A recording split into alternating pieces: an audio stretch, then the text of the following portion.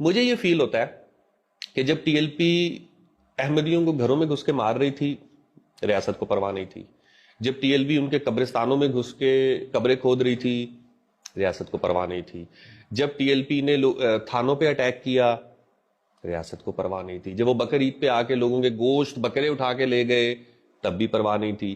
جب مفتی طارق مسعود کو، انجینئر مرزا کو اور باقیوں کو دھمکیاں مل رہی تھیں، اعزاز سید کو، ریاست کو تب چیف بھی، جسٹس کو، چیف جسٹس آف پاکستان، ریاست کو تب بھی پرواہ نہیں تھی.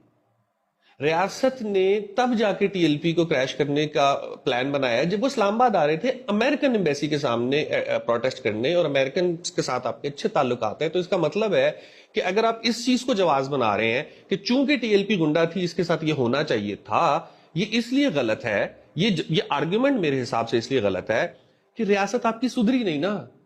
ریاست ابھی بھی کور پرنسپلز پہ نہیں سدھری. وہ کہہ رہی ہے ہاں احمدیوں کو مارتے رہو، تھانوں پہ اٹیک کرتے رہو، لوگوں کو پکڑ کے موب لنچ کرتے رہو، اسلام آباد آ کے امریکن ایمبیسی کے سامنے کچھ کرنے کی کوشش کی تو ہم تمہیں نہیں چھوڑیں گے.